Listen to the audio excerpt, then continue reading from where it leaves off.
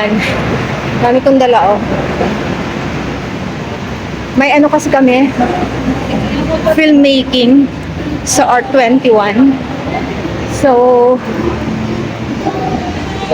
need namin gumawa ng movie. Ando na yung director namin. Meeting place, People's Park or Malcolm Square. Andito na daw. Tingnan natin, ma'am. May dala siyang bata eh. Yung gaganap. Saan siya dito? Hanapin natin.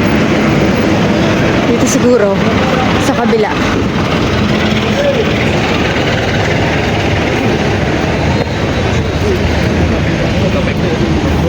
Where are you? Zia Siren. Sandali, ma'am.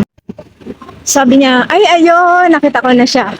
Nasa purple daw na bulaklak. Ayan, ma'am, siya. Kasama na niya. May kasama na siyang bata. Hello. Ayan, ma'am. Hi! Yung director namin, Aga. Siya yung isang bata. Ay, hello! Oh, ang ganda naman. Kapatid mo din yan? Saan? So, ayan, ma'am siya. Kasama kayong dalawa.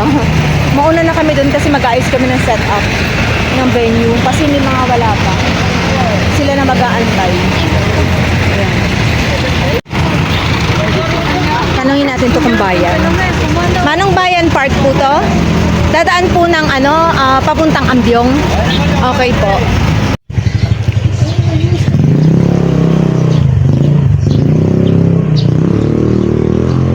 Ay, oo. Ito natandaan ko na. Walang mga aso na Sa inuuwian ko na sa asin. Nababanas ako kahit tain ng aso. Actually, yan din yung isang proposal. Yung isa rin sa problem namin sa barangay. So, may pababa pa. Ay, Akala din namin na pig din kami dati. Huwag ka mag-alala, hindi ka nag-iisa.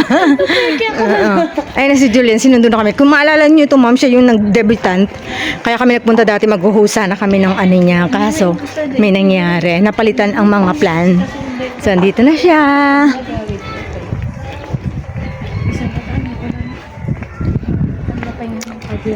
Ayan si Julian, oh. Magkasama lang kami kahapon.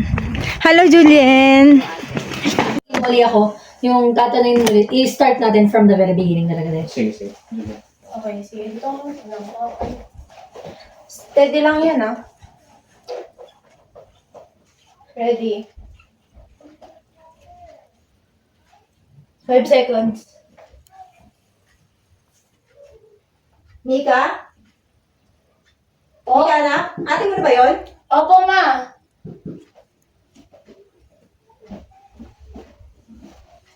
Giselle. Giselle!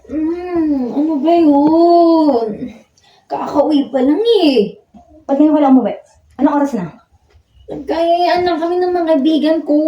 Ano ba? Uwi ba ito ng matinong babae? Ha? Sinabi ko bang uwi ito ng matinong babae? Tumayo ka dyan. Mag-usap tayo. Ano ba? Giselle! Tumayo ka dyan! Mag-usap tayo! Ano ba? Mag-usap tayo. Ang bastos nito, ah!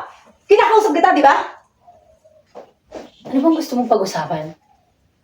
Wala, dumating ako dito, ganyan ang ugali mo sa akin. Ano ba nagawa ko sa'yo? Ha? Ba't nagkakaganyan ka? Sinisira mo ang buhay mo. Nagpakahirap ako sa abroad para hindi sirain buhay mo. Hiningi ba namin na pumunta ka doon? Hindi! Hiningi ba namin na pumunta ka sa abroad? Hindi, di ba? Ate, ma, tama na. Wag mo, alam mo na pastangan ka eh. Mula dumating ako, ganyan ka na eh. Ma. Ha? Hindi mo ba naiintindihan bakit ako pumunta doon? Hindi mo rin ba maintindihan na hindi nga namin kailangan ng pera? Ang kapal mo! Ate, ma, tama na.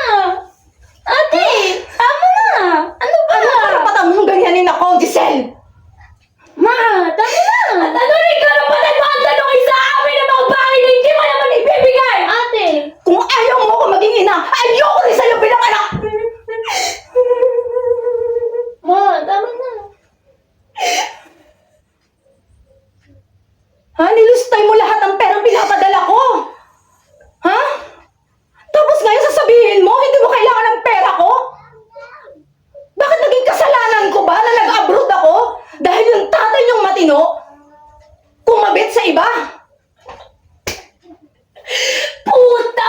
kanina? Ate, ano? Dahil ba doon? Ha? Ma, tara na. Giselle, ginawa ko to dahil mahal ko kayo! Ayoko mapariwara ang buhay nyo! Pagmamahal ba yun? 10 taon ng buhay ko? Wala ka? Ni sa simpleng okasyon lamang, kahit birthday ko, putang ina, wala kang bate! Hindi ka man lang makatawag? Ikaw lang ba ang nagsakripisyo? Kayo lang ba ni Mika ang nagsakripisyo? At ako, hindi? Ha? Anong alam mo na sa tuwing inaalagaan akong bata sa abroad na dapat kayong mga anak ko ang inaalagaan ko? Alam mo rin ba kung gano'n kasakit sa isang ina na malayo sa mga anak? Ha? Alam mo rin ba, Giselle, na nangungulila din ako sa yakap ninyong mga anak ko? Kami rin naman eh. Nangunguli lang kami sa kalinga ng isang ina. Pero ginawa ko to. Hindi na namin kailangan ng pera! Ano bang hindi mo maintindihan? Kapag si Tita Raquel, siya, sa lahat ng bagay alam niya tungkol sa amin ni Mika! Ikaw, alam mo ba? Yung nangyari sa akin, alam mo ba? Giselle, pag nagkaroon ka ng anak at wala ka ng mapakain, saka mo sabihin sa akin yan. Sa tingin mo, napakadali sa isang magulang na nakikitang nagugutom ang anak? Mas pipiliin ko na lang na magutom kami ng mga anak ko kaysa piliin ang pera na yan! Kung ayaw mo ako respetuhin bilang nanay mo, ayoko rin sa'yo. Pero respetuhin mo man lang sana ako, Giselle, bilang kahit tao man lang.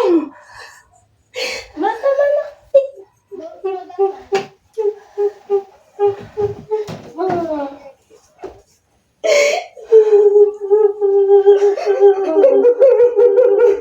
Hindi niyo ako marespeto bilang nanay niyo.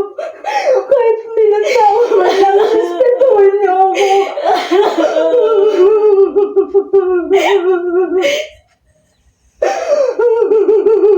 Ginawa ko to para sa inyo. Hindi para sa akin.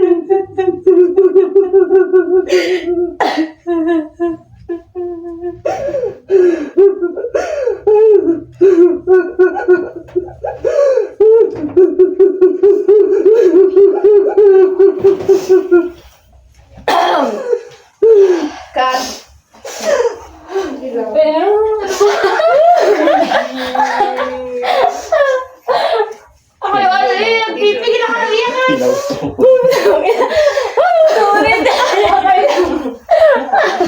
Sorry na nga, pagkano ko sa pinigil ko na yung pangalawa eh. Nagising na ako sa katotohanan. Ganda yan? Saan? Na-zoom yun ah. Yeah. Hindi sino-zoom. As in, nilalapit ko talaga na legit para makita yung time. Hindi natin Kasi Ate Rida, shit, Nanginginig talaga ako. Dapat minention mo din. Nung sinabi niya noong kung magkaroon ka ng anak, minention mo sana, buntis ako. Pag dahil ni-rape ako, ganun. Hindi, wala. Hindi kasi nasabi ko, natanong ko, bakit alam mo ba yung nangyari sa akin? Gawin na lang natin nun ganito. Ay, tas Kunyari gabi yun, Parang parang na ako, nag-iisip-isip nagpapaalam na ako. Parang may Lalapit next ka na, Ning. confrontation. Oo, pero medyo bumait ka na. Yung parang, doon mo lang may kukwento na may nangyari pala talaga. Nawala si Julian sa ano. Mas okay. Ayaw niya talaga na may exposure. Ay, bakit patay na nga yan? Sige ate, balik ka na dito. Kunyari maghihiwalay na ulit kayo. Diba? No, agad trace muna doon. Dito ka na yun. Ulitin ba namin yung hindi na? Hindi na po, yung paghihiwalay na po. Ready ka na ba, Sam? Oo. Teka na. Isipan pala ni Mama Tipumano. Sebi, you go there. Ayaw ba man, Megan? Come, Sebi, come. Hunter, after this, Mo yung settings, ha? Ha? Pwede din kasi dito eh. Anytime. Inaas mo? I mean, Nasa pinakababa. 3, 2, 1.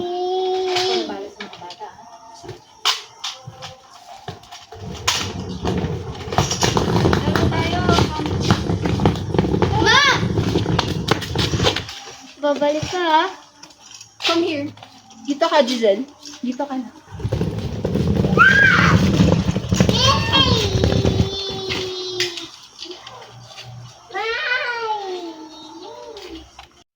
One, go. Ma! Babalik ka ah. Zen, dito ka.